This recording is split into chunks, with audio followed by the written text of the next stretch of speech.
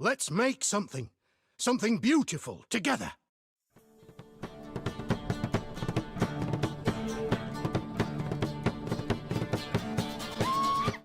Hey guys, welcome to the Ace of Plays channel and to another custom card review. It's your boy with a fresh new do. Like and subscribe. And yeah, we're getting ready for another custom card review. If you're like me and you think that Gwent right now is kind of a shit show, it pains me to say it, but it's not fun. The meta is not very enjoyable. But if you're like me and you feel this way, then it must be nice to be able to sit down and enjoy another custom card review. I got 10 cards for you today. They're all pretty cool. None of my own this time around, but we've got some awesome people creating cards, so I don't need to make any cards. If you want to know how you can submit your own custom cards, just stick around till the end of the video, and I'll give you all the info you need. Well, let's get started. This first card comes from Deckard Cain. This is Grimur, Dark Arts. Skellige card, a human, cultist, druid. Awesome tags, awesome art. Let's see what it does. It's got Zeal.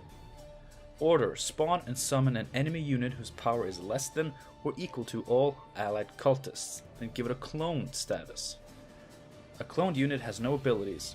Whenever a cloned unit takes damage, all other copies of this unit take the same amount of damage. I love this. I love this.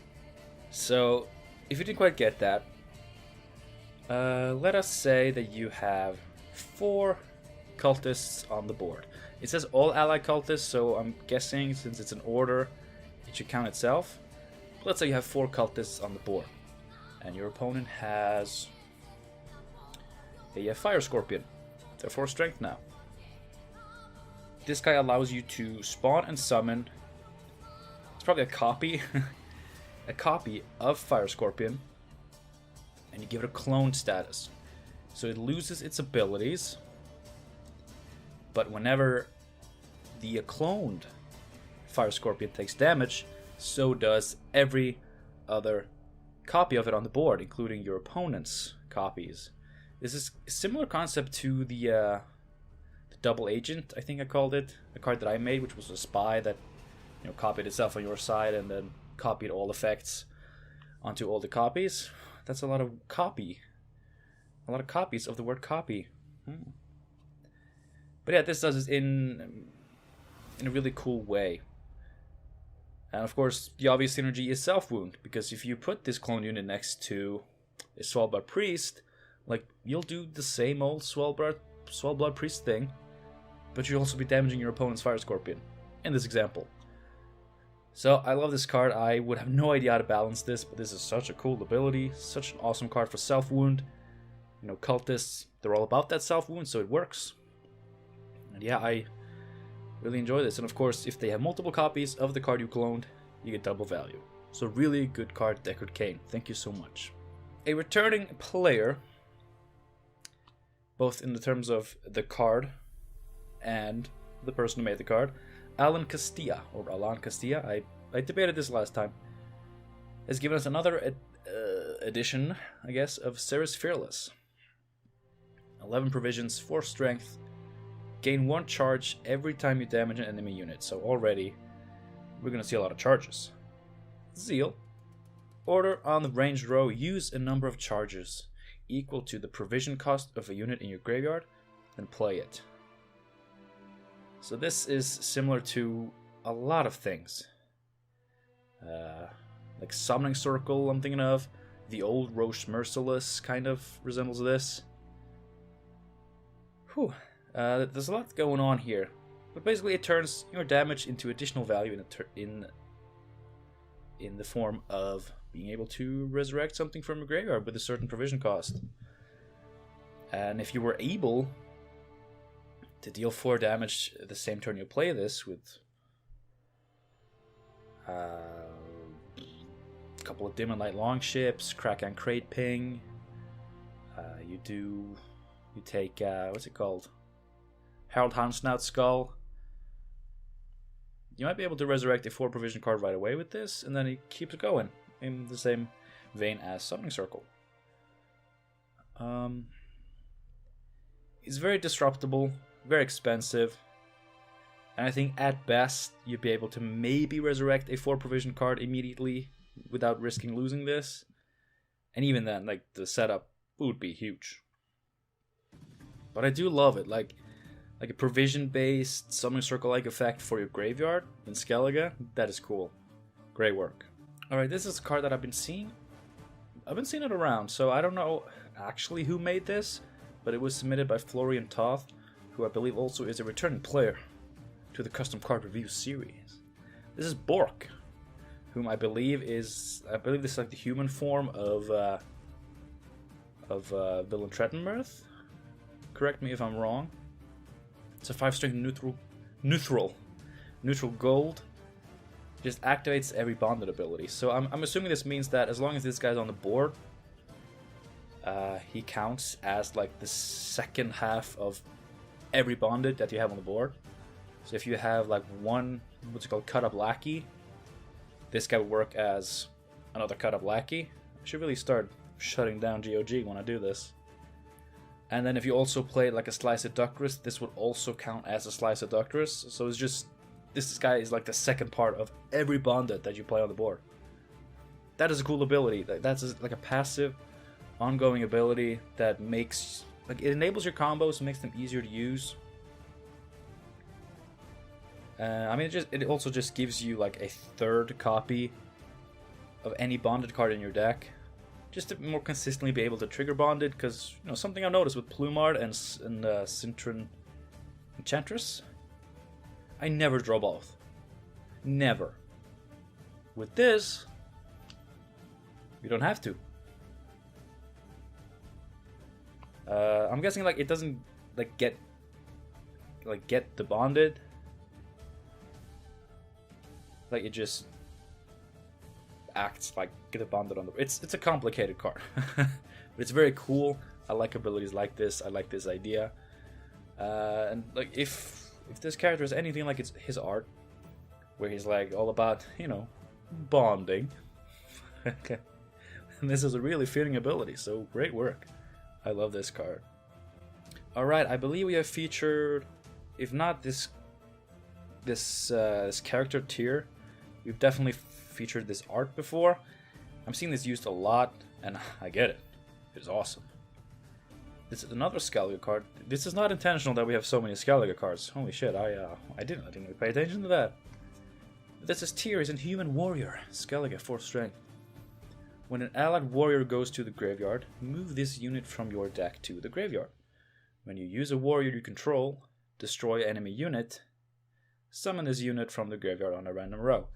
So, like, the wording is, no offense to Arsent, who made this. The wording is weird. But I will be reviewing this card as if it did the following. When an allied warrior is moved to the graveyard, this guy follows. So if like you can Darren it, you can discard it, or it can be killed. And then this guy comes out of your deck straight to the graveyard. So it thins, but it doesn't give you tempo. But whenever one of your warriors destroys an enemy unit, then this guy comes up. So it's like similar to Roach, There's Fearless, and of course Flying Redanian. But going more with the warrior theme, the graveyard theme. Very Skellige, and I really like it. If it functions the way that I just tried to explain, then this is really cool. Really cool. Especially with, like, if it works like if a warrior is moved to the graveyard, similar to Morkvarg's ability. You know, he can be discarded, he can be killed, he can be moved with Darren. Like, if he triggers from any effect that moves a warrior to the graveyard in any way, then I think it's really good. At 10 provisions, like, that's where you find Roach, Redanian. Right, Redanian is a 10, right? It better be a 10. But tier, pretty good. I think we have another version of tier coming up today with a different art. I think. Let's go, let's see what's coming up next. Benoit. I'm assuming it's Benoit, not Benoit. Although Benoit is a pretty cool name.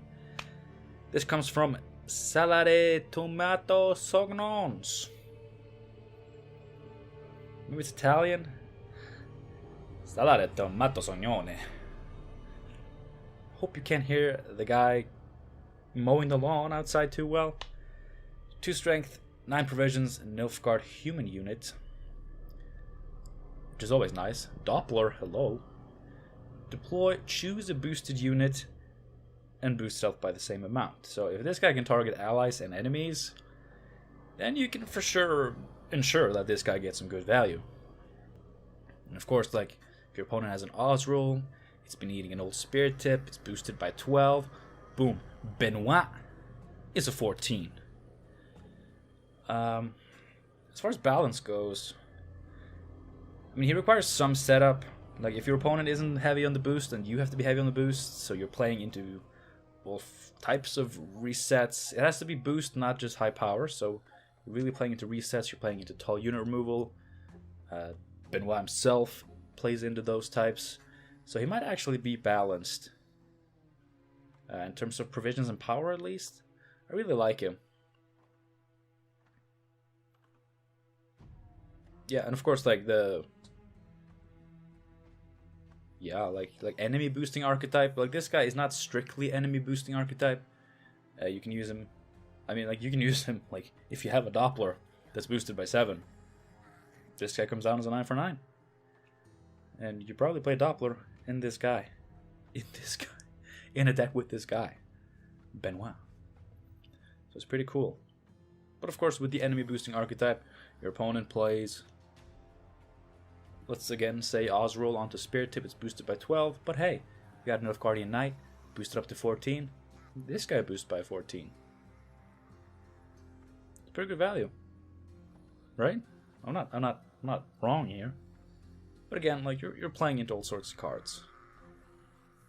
But like, if you're playing a deck that already plays into all forms of tall unit removal, then why not a little more? Holy guacamole has sent us a Nace Lavalette.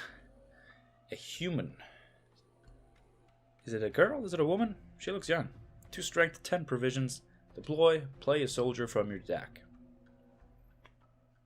Okay, a tutor for soldiers. That's pretty good in Northern Realms. So we can compare this to Royal Decree, but also like the faction tutors. Because she's a 2 strength unit that tutors. And they are at 8 provisions. I think it's fair that this is more expensive because it tutors a unit, which I just feel is really good. And soldier is a pretty good tag for Northern Realms these days, so that's pretty good. And of course, it's a Royal Decree with a 2 strength body, as long as you only play soldiers. So like, you lose a little bit of flexibility, so I believe you should be able to gain power from that. And of course, it's a faction specific card. Royal Decree is neutral, so I think this is fairly well balanced. And it's really good because like it puts a human on the board if you play Draug. But then you also play another human on the board for Draug and other effects. Isn't Roach Merciless soldier? I think Vern and Roche, both of them are soldiers, which is really good to be able to tutor out with a Nace Lavalette. So this is pretty hype.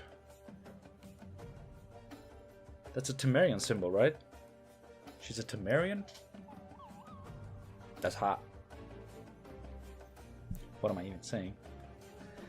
But yeah, like it's just a straight up tutor for soldier cards, and I think the balance is pretty much on point.